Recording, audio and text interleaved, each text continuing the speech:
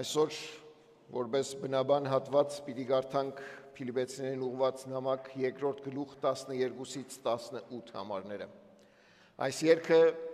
շատ գեղեցիկ ձևով պատրաստեց մեզ, որպեսզի լսենք Աստծո խոսքը։ Այն խոսքը, որ կարող է եւ կանչված է զորացնելու մեզ մեր հավատքի կյանքի համար։ Խոսքին հնազանդ կյանք։ Փիլիպպեցիներին ուղղված նամակ 2-րդ գլուխ 12-ից 18 համարներ։ Լսեցեք Աստծո խոսքը։ Ուրեմն, իմ սիրելիներ, ինչպես որ ամեն ժամ հնազանդվեցիք, ոչ միայն իմ ներկայության ժամանակ, առավել ևս հիմա, իմ բացակայության ժամանակ, ահով ու դողով գործեք ձեր անձերի փրկության համար, որովհետև Աստված է, որ ձեր մեջ ներգործում է կամենալն ու կատարելը ըստ իր բարեհաճ ծրագրի։ Ամեն բան առանց տրտունջի եւ վիճաբանության արեք, որպեսզի անարատ Աստծո անբիծ եւ անմեղ զավակները լինեք այն կամակոր եւ խոտոր սերնդի մեջ, որի մեջ պիտի երևաք որպես աշխարհում լույս տվողներ։ Կյանքի խոսքը պահելով, որպեսզի Քրիստոսի օրն ինձ համար պարծենալու բան լինի, թե զուր տեղը չվազեցի եւ զուր չաշխատեցի։ Բայց եթե անգամ որպես զոհ ընծայաբերվեմ ձեր հավատի համար, ուրախ եմ ու ձեզ բոլորիդ ուրախակից։ Այդպես էլ դուք ուրախ եղեք ու ինձ ուրախակից եղեք։ Ամեն։ Ամեն Աստծո խոսքին։ Քրիստոնեական պատմության մեջ հետաքրքիր դրվագներ կան, դիպվածներ կան, օրինակներ կան, ուր մարդիկ փորձել են հավատքի կյանքի համար ամենաբարձր զոհողությունների գնալ։ Դրա ամենավառ ապացույցը վանական շարժումներ, ճգնավորները, մարդիկ, ովքեր հավատքի համար առանձնացան, մեկուսացան, կտրեցին իրենց աշխարհից մեկ նպատակով, որպեսզի Աստծո ուզածի պես կյանք ապրեն։ Սրա մեջ շատ վեհ գաղափարներ կան, մեծ զոհողություններ կան, բայց եւ այնպես քրիստոնեական կյանքը մեկուսացման ու առանձնության կյանք չէ։ Հավատքը առանց գործերի, առանց գործնական կյանքի աշխարհի մեջ ոչինչ է։ Եվ այս իմաստով հավատքը, որ այսօր հայ ժողովրդի մեջ այսչափ խոսվում, ամեն մարդ իրեն հավատք կրող է համարում, հավատք ունեցող է համարում, հավատքով ապրող է համարում, Հակոբոս առաքյալի նման պիտի ասենք, հավատք ունես շատ լավ է, գործերդ տեսնեմ, ցույց տուր գործերդ, այսինքն կյանքդ, ընթացքդ։ Հավատքը առանց հնազանդության,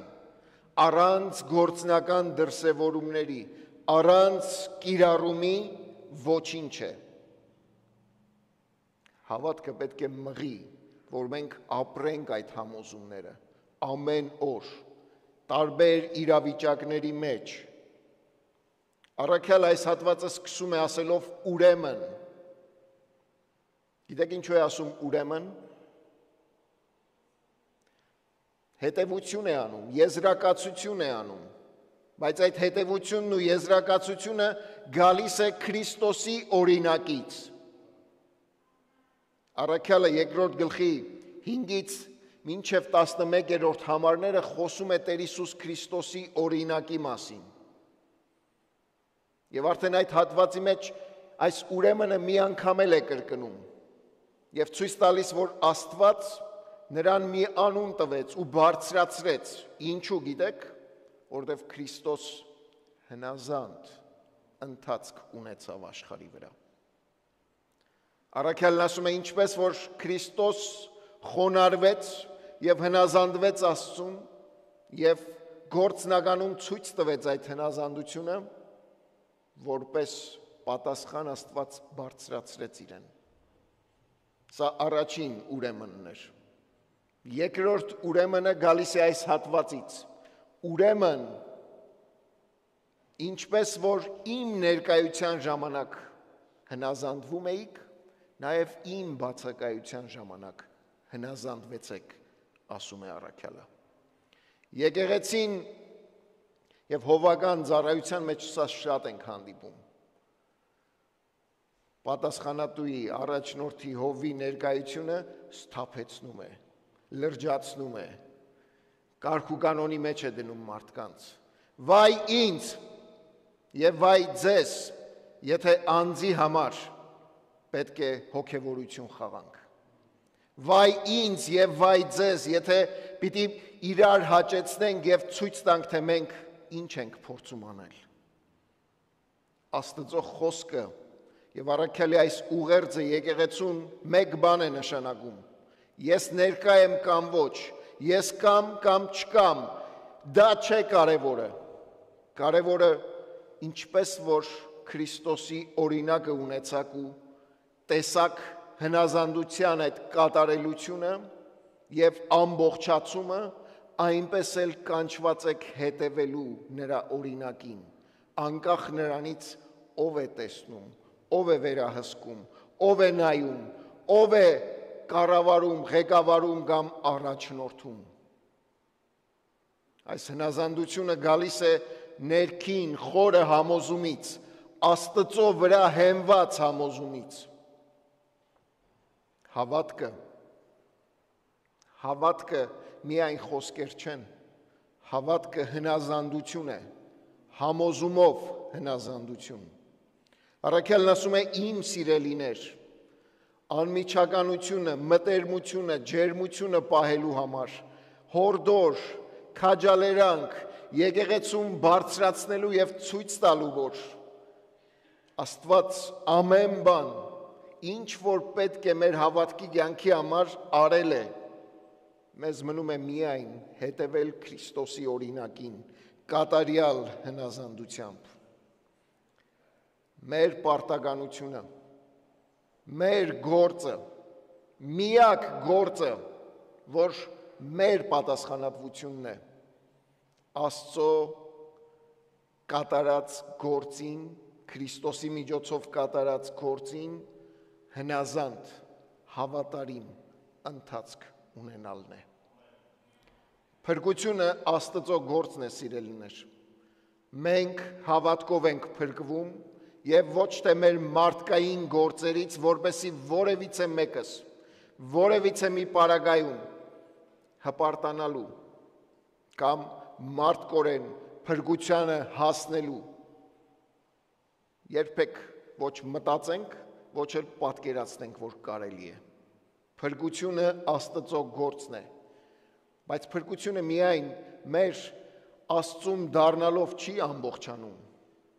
Հավատքի կյանքը ճամփորդություն է։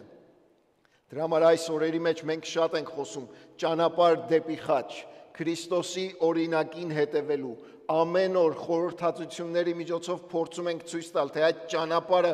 ինչ ընթացք է եւ դրա մեջ ինչ մարտահրավերներ ունենք, ինչպես ենք զինված, Աստված ինչ օրհնություններ, ինչ արտոնություններ տվել է իր խոսքի միջոցով, իր հոգու միջոցով, որպեսզի կարողանանք ապրել։ Եվ այս ճանապարհի մեջ ամեն մեկս կանչված ենք ընթացքը ապահովելու։ Փրկությունը Աստծո գործն է եւ Աստված իր փրկությամբ մեզ դարձնում է դեպի իրեն, կանչում է դեպի իրեն, քաշում ու բարձրացնում է դեպի իրեն, բայց փրկությունը դրանով չի սահմանափակվում։ Փրկության երկրորդ փուլը կա, քանի դեռ ապրում ենք այս երկրի վրա, մենք կանչված ենք սրբագործվելու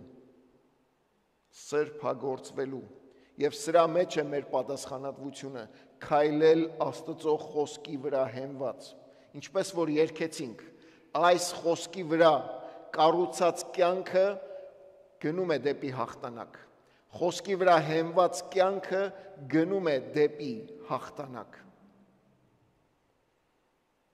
Աստված մեզ փրկում է, այս կյանքում մենք անցնում ենք այս սրբագործման ճանապարհը եւ փրկությունը ամբողջանում է, երբ որ Քրիստոս իր փառքով գա եւ իր եկեղեցին վերցնի եւ այդ փառքին մասնակից դարձնի, բաժնեկից դարձնի։ Փրկությունն ամբողջանում է փառավորումով, երբ որ Քրիստոսի փառքի մեջ ամեն մեկս այդ փառքին մասնակից ենք դառնում։ Մենք շնորհքով ենք փրկված եւ մարդկային ոչ մեկ գործ չի կարող այստեղ բաժին ունենալ։ Գիտեք ինչու եմ սա ասում, որտեվ 12-րդ համարի մեջ առաքյալը հնազանդության կոչը գործնականում հետեւյալ հորդորն է տալիս. հնազանդվեցեք ինձ ոչ միայն իմ ներկայության, այլև բացակայության, այսինքն իմ ուսուցումներին ու իմ խոսքին, որ ձեզ եմ թողել, եւ ահով ու դողով գործեցեք ձեր անձերի փրկության համար։ Եթե այս հատվածը կոնտեքստից դուրս անենք, համատեքստից դուրս անենք, պիտի ասենք փրկության մեջ ես եւ դու անելիք ունենք, բաժին ունենք։ Բայց ընդհանուր հատվածի մեջ Քրիստոսի օրինակը ունենալով հնազանդության, սրբության կյանքի մեջ կոչը միաբանությամբ Աստծո հետ քայլելու, Աստծո խոսքի վրա քայլելու, այս հատվածը միայն հասկանում ենք հետևյալ կերպ. ահով ու դողով Աստծո ներկայության գիտակցումը, Աստծո ներկայությունը, առաջնորդությունը, հին գտակարանում, նոր գտակարանում, Աստվածաշնչի ամբողջ պատկերի մեջ ահով եւ դողով այս փորձառությունը Աստծո ներկայությունն է խորհրդանշում։ Աստծո ներկայությունը ունենալով ձեր կյանքերում ապրեցեք այնպես, որ ձեր հնազանդությունը գործնականում երևա։ Եվ այդ հնազանդությունը գործնականում երևա Աստծո խոսքի վրա հենված։ Գիտեք, Հիսուս, երբ որ խոսում է լայն հասարակությանը, եւ մանավանդ ավետարաններում շատ է սա արձանագրված, միշտ կոչ է անում. ձեր այոն թող այո լինի եւ ոչը ոչ։ Մի երթվեք, մի փորձեք ձեր խոսքը ամուր հիմքերի վրա դնել կամ փորձել ամուր հիմքեր ապահովել, որպեսզի ձեր խոսքը անցնի։ Ապրեք այնպես, որ ձեր կյանքը եւ խոսքը ցույց տա ձեր ով լինելը։ Եվ այս հատվածը ճիշտ սա է, այնպիսի հնազանդության կյանք ապրեք, խոսքի վրա հենված, որ ձեր գործնական կյանքը ցույց տա ձեր ով լինելը եւ ցույց տա նաեւ ձեր ընթացքը, որ տանում է դեպի փրկություն։ Սրբությունը հնազանդության մեջ է։ Սրբության կյանքը Աստծո խոսքին հնազանդության մեջ է։ Աստծո խոսքն ասում է, որ սրբությունը կատարելագործեցեք Աստծո վախով։ Սրբությունը կատարելագործեցեք Աստծո վախով։ Եվ առաքյալը կարծես նույն միտքը, նույն հոգին այս հատվածի մեջ բերում է ասելով, որ իր հետ եւ միայն իր հետ։ Այնինչ որ Աստված մեզանում արել է, փրկելով մեզ, խոսքը տալով մենք կանչված ենք մեզանից դուրս ապրելու այն,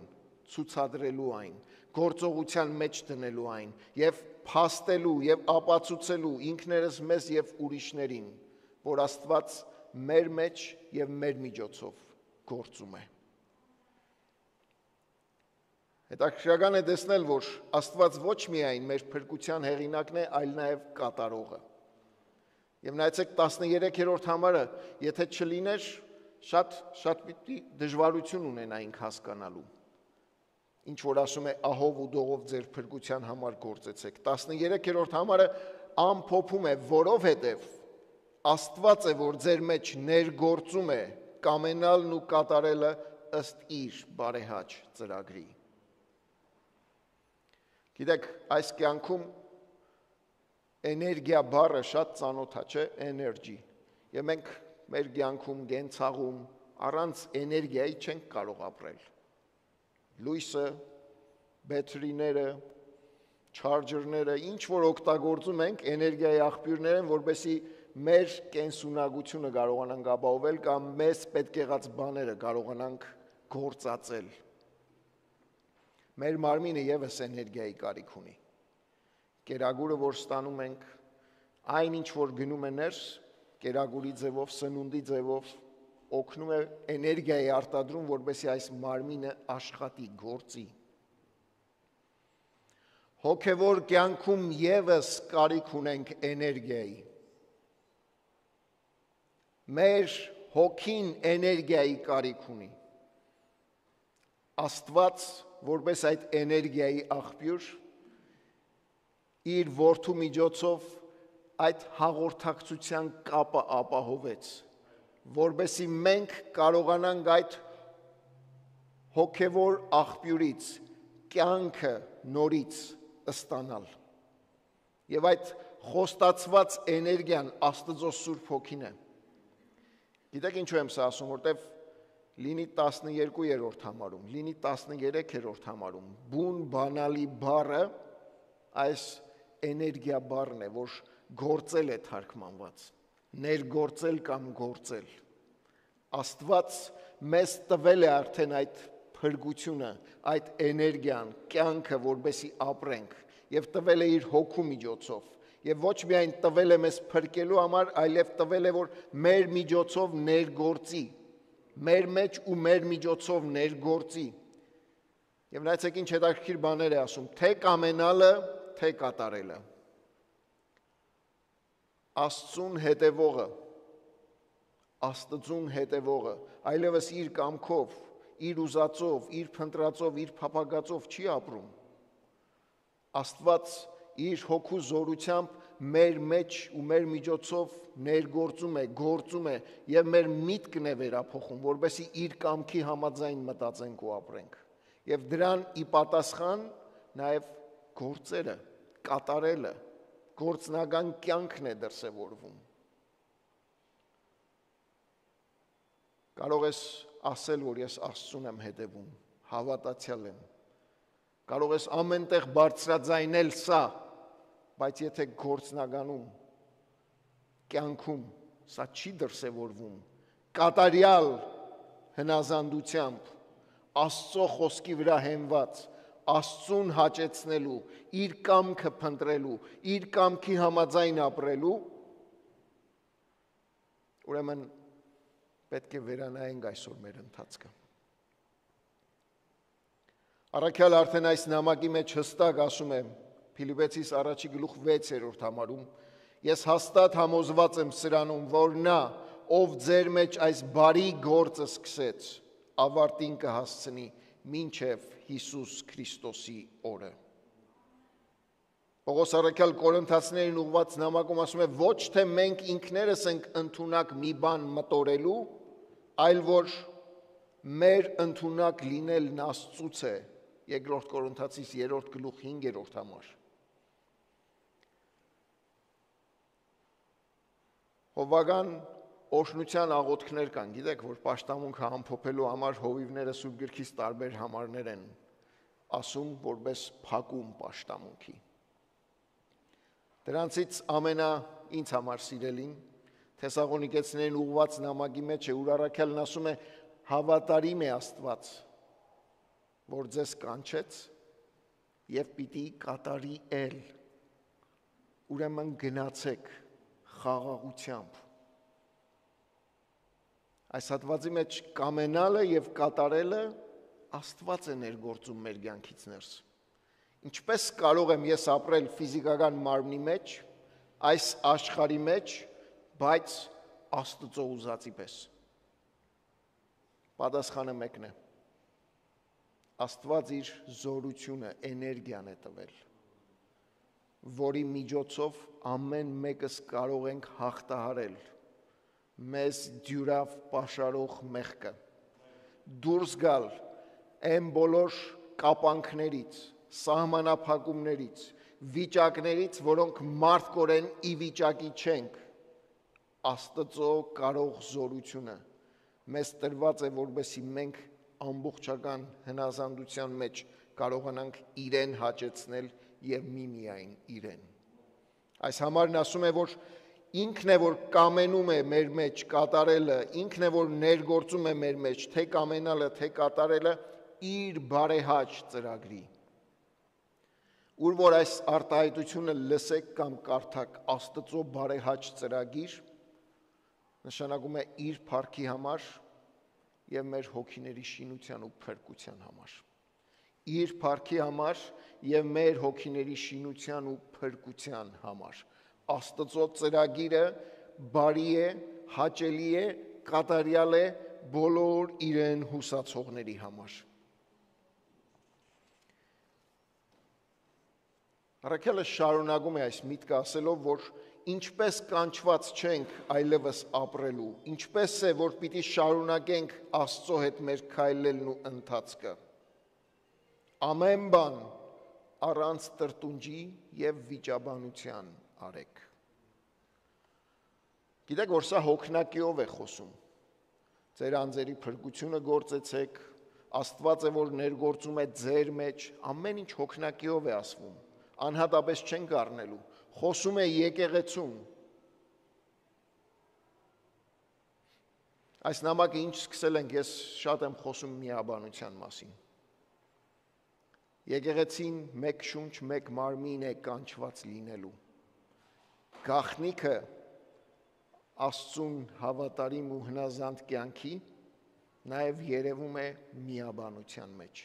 մեկության մեջ։ Մենք պետք չունենք բարձրախոսներով դուրս գալու փողոցներ եւ հայտարարելու, թե մենք Քրիստոսին ենք հուսացել։ Բայց մենք կարիք ունենք ցույց տալու, որ մեր միաբանությունը, մեր միասնականությունը, մեր իրար հանդեպ սերը որտեղից է գալիս։ Երբ որ սա լինի, սպունգի պես քաշելու ենք, սպունգի պես գրավելու ենք, մարդիկ դեպի այս միաբանությունն են գալու, որովհետև տեսնելու են և լսելու են բաներ, որոնք աշխարհում չեն տեսնելու ու չեն լսելու։ Պետրոս առաքյալը հետաքրքիր ավետարանչության սահմանում է տալիս։ Այնպես ապրեք, որ մարդիկ տեսնեն ձեր մեջ եղած հույսի մասին և գան և հարցնեն ձեզ այդ հույսի մասին։ Մենք միշտ մտածում ենք ինչպես գնալ մարդկանց, բայց գաղտնիքը նաև սրա մեջ է, այնպես ապրել, որ մարդիկ գան ու հարցնեն։ Այնպես ապրել միաբանության մեջ, այնպես ապրել մեր ընտանիքներում, այնպես ապրել մեր աշխատավայրերում, այնպես ապրել ուր որ մեր ոտքերն ու քայլերն են ուղղվում։ Միաբանությունը խիստ կարևոր է։ Դրա համար առաքյալն ասում է ամեն բան առանց տրտունջի եւ վիճաբանության արեք։ Եկեղեցին առաջին օրից մինչև այսօր տագավին այս վարակով հիվանդ է։ Եվ այս վիրուսը ձեռքբերովի է, որ հույս կա ձերբազատվելու։ Այս վիրուսը մտնում է եկեղեցի և սկսում քանդել ներսից, տրտունջ և վիճաբանություն։ Այս բառերը պատահական չեն, գիտեք, ուրիշ ուր ենք կարդում Սուրբ գրքում տրտունջի և վիճաբանության մասին։ Շատ կան հատվածներ, բայց հիշեցնեմ ձեզ գոնե երկուսը։ Անապատում Աստծուն հուսացող ժողովուրդը, Աստծո անունով, Աստծո հրաշքները, առաջնորդությունը տեսնող ժողովուրդը հանկարծ սկսում է տրտնջալ։ Տրտնջալ ինչի համար։ Մսի համար։ Տրտնջալ ինչի համար։ Փորը լցնելու համար։ Աստված զարմանալի կերպով ցույց է տալիս, որ տրտունջը կարող է սառեցնել,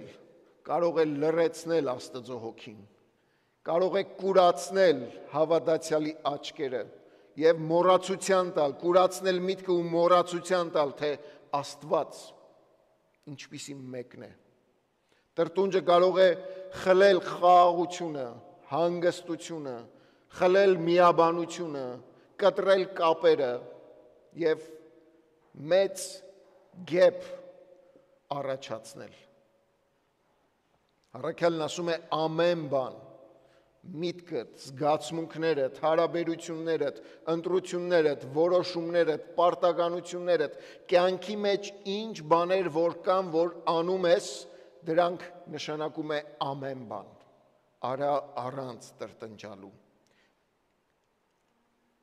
Պիտի բացակայի տրտունջը մեր կյանքում ու մեր կյանքից։ Գիտեք, ինչ է նշանակում տրտնջալ հոգևոր իմաստով։ Աստծո թելադրված կամքի դեմ արտահայտվել։ Իսրայել ժողովուրդը տրտնջաց, երբ որ Աստված իրենց ասեց դուրս եկեք Եգիպտոսից։ Աստված իրենց հրահանգեց դուրս գալ, հակառակ որ դուրս եկան ամբողջ ճանապարհին միայն տրտնջում էին Աստծո թելադրած կամքի դեմ։ Պողոս առաքյալ Կորինթացիներին զգուշացնում է. մի տրտնջակ, ինչպես որ նրանցից ոմանք տրտնջացին եւ կործանիչի ձեռքով կորսվեցին։ Առանց տրտունջի եւ վիճաբանության առողջ վիճաբանությունը լավ է, երբ որ մարդ հարաբերության մասին ենք խոսում, բայց այստեղ խոսում է Աստծո դեմ ապստամբելու վիճաբանության, Աստծո դեմ դուրս գալու վիճաբանության, Աստծո խոսքի դեմ դուրս գալու վիճաբանության։ Գիտեք, ծառայության մեջ շատ ես լսում մարդկանց, այս խոսքը շատ ծանր է, ով կար այսի անի։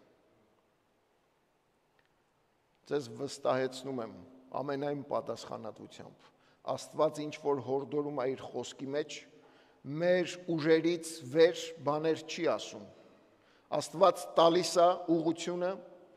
նաև տալիս է պետք եղած ռեսուրսները, զորությունը, ուժը, որպեսզի մենք կարողանանք ապրել իր կամքի համաձայն։ Սրբությունը հնազանդության մեջ է։ Սրբությունը կատարելագործվում է Աստծո վախով։ Սրբության կյանքը, սրբակենցաղ կյանքը խոսքի վրա հենված կյանքն է եւ այդ խոսքը դառնում է մեր կյանքը առաջնորդող, ուղղող, պաշտպանող միակ պատյանը, որի մեջ մենք ապահով ենք։ Առանց տրտունջի ու վիճաբանության Հիսուս մշակների առակը, երբ որ պատմում է, այն մշակները, որ առավոտից աշխատեցին, մինչև ուշ երեկո նույն վարձքը ստացան, ինչ որ վերջին 1 ժամում վարձված մշակները եկան այգի եւ աշխատեցին։ Եվ հանգարց առավոտից աշխատողները սկսեցին վիճաբանել, իրենց մտքում ապստամբել Աստծո արդարության դեմ, կասկածի տակ դնել։ Մեր կյանքում տրտունջն ու վիճաբանությունը կարող է մեր աչքերից հեռու լինել կամ մարդկային աչքերից հեռու լինել, բայց Աստված սրտերը քննում է եւ տեսնում է, թե ինչ է կատարվում մեր ներսում, ինչ տրտունջ ունենք, ինչ ըմբոստ հոգի ունենք։ Եվ առաքյալը կոչ է անում, որպեսզի սրանցից զուրկ մնալով ինչպիսի կեցվածք ունենանք։ Աշխարհում լույս տվողներ եղեք, ասում է։ Աշխարհում լուսատուների պես եղեք։ Նորություն չի։ Հիսուս ինքն էլ ասեց. դուք եք աշխարհի լույսը,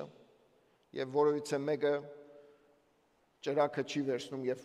մահիճի տակ պահում, այլ դնում աշտանակի վրա, որ լուսավորի։ Ղուկաս ավետարանում շատ խիստ խոսք կա, որ սթափեցնում է ու լրջացնում, առաջինը ինձ, հետո բոլորիս։ Հիսուս Ղուկաս ավետարանում հետևյալ խոսքն է ասում. նայիր, որ քո մեջ եղած կարծեցյալ լույսը խավար չլինի։ Ինքնախաբեությունը հոգևոր հավատքի կյանքում խիստ վտանգավոր է։ ինքդ քեզ համոզելը, ինքդ քեզ արդարացնելը, ինքդ քեզ մի բան ցույց տալը, բայց իրականում չլինելը շատ վտանգավոր է։ Առաքյալն ասում է. «Տրտունջն ու վիճաբանությունը վերցրեք, հնազանդության կյանքի մեջ ձեր անձերը թույլ տվեք Աստծո ձեռքերի մեջ դառնալու գործիք, որովհետեւ Աստված գործի ու ներգործի ձեր մեջ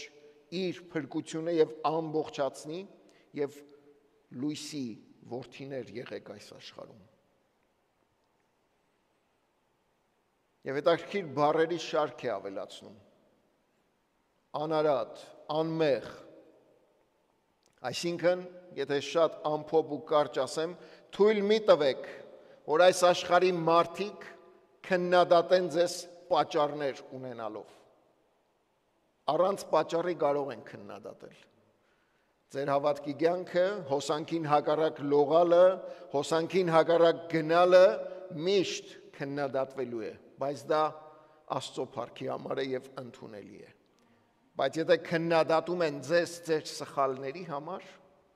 ձեր քայլերի համար, ձեր ընթացքի համար, իմացեք, որ դա փառք չի բերում Աստծուն։ Դա նաև պատիվ չի բերում Աստծուն։ Առաքյալն ասում է. այնպես ապրեք, որբեսի ձեր ընթացքն ու կյանքը պատճառ չլինի, որ Աստված կամ Աստծո անունը անարգվի։ Ինչպես ապրել, որն է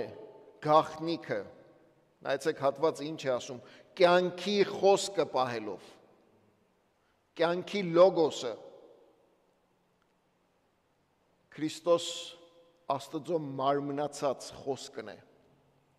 Աստվածաշունչը Աստծո գրված խոսքն է, Քրիստոս Աստծո մարմնացած կենդանի խոսքն է։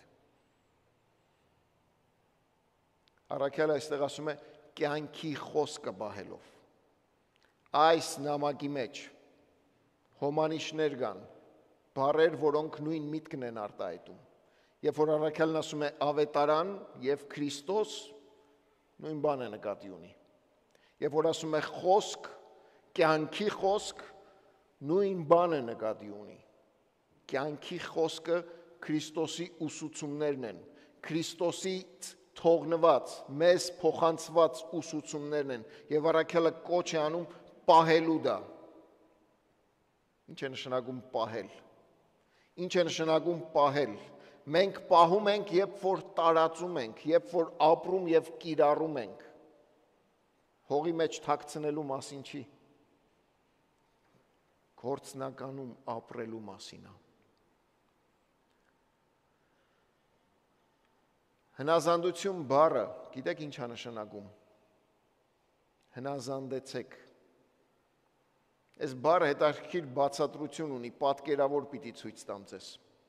Հնազանդել համաձայն Աստծո խոսքի եւ հնազանդել Աստծո խոսքին նշանակում է խոնարհվել, մտնել այդ խոսքի տակ եւ ամբողջությամբ տրվել այդ խոսքին։ Առաքյալ այս խոսքը գործածում է նաև ամուսնական հարաբերությունների մեջ։ Եփեսացիներին ուղղված նամակում ասում է հնազանդեցեք միմյանց եւ հետո կանանց է գոչանում հնազանդելու։ Ճիշտ նույն իմաստը ունի։ Մտնել դիմացինի իշխանության տակ, խոնարհվել եւ փորձել վեր բարձրացնել այդ իշխանությունը, հարգելով, պատվելով։ Առաքյալն ասում է կյանքի խոսքը պահելով է հնազանդության գաղտնիքը։ Կյանքի խոսքը պահելով մենք ամբողջապես Աստծուն պատված կլինենք։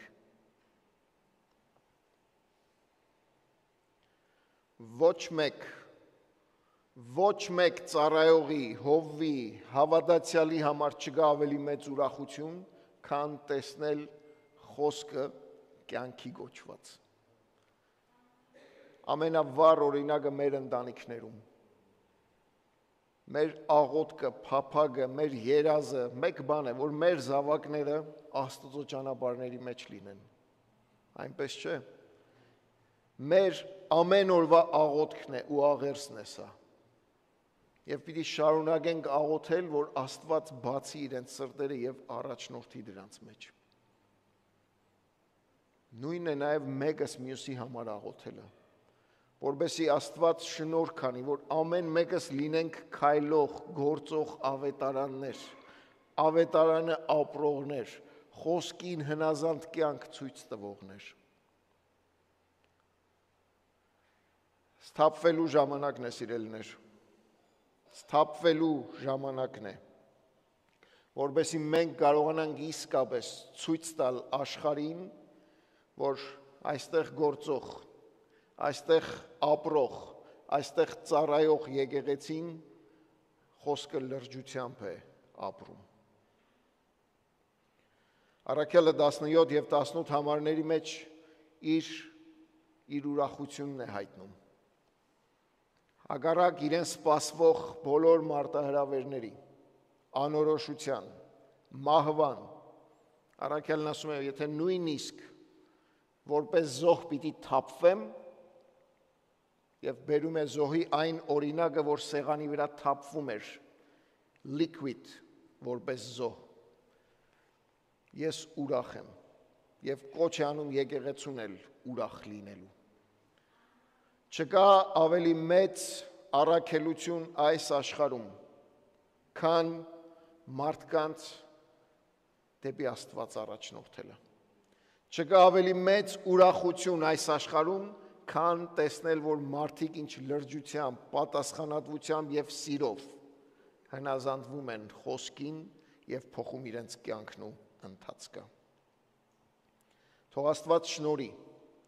որ այս հատվածի մեջ ու այս հատվածի միջոցով ամեն մեկս կարողանանք անդրադառնալու մեր կյանքին ու մեր ընթացքին։ Եվ թող Աստված ուղղի մեր քայլերը, որբեսի խոսքին հնազանդ կյանքը դառնա մեր կարգախոսը այսօր եւ այսուհետ։ Իր անվան փառքի համար։ Ամեն։